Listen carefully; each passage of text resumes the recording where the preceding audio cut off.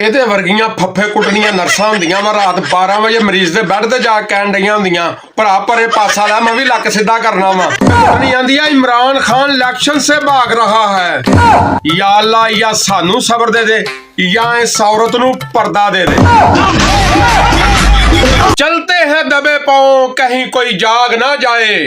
चलते हैं दबे पांव कहीं कोई जाग ना जाए एयरपोर्ट पर कड़ी नजर रखना कहीं कोई भाग ना जाए दोबारा सुनाऊं दुनिया बदल गई मगर चोरों के अंदाज नहीं बदले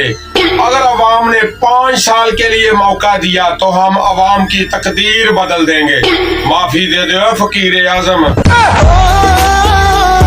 शहबाज शरीफ शेरां वाली सरकार ने असैंबली दे विच दुआ फरमाई सी या अल्लाह साडियां आसानियां दूर फरमा लो जी वीर जी फिर हो गई जो दुआ कबूल चल मेरा पुत्र मुंशी नूं 21 अरब रुपया दे ते करा इलैक्शन हुण आवाम दी मर्जी है कि तुहाडा छोटा ऑपरेशन करना या वड्डा ऑपरेशन करना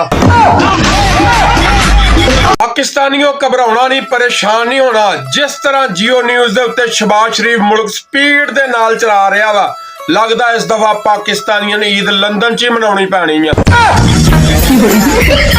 लक्कों उठे पीड़ ते लोकी कहण चुक असल च मुहम्मद बख्शा अंदरों गई आ गल मुक उम्र हो गई ज्यादा हुण कोई सानू भाई ठोका ठकाई दा ना कवे क्योंकि साडे कोल नहीं हुंदी असीं तंबू कनाता दा काम ही छड्ड दिता हुण नहीं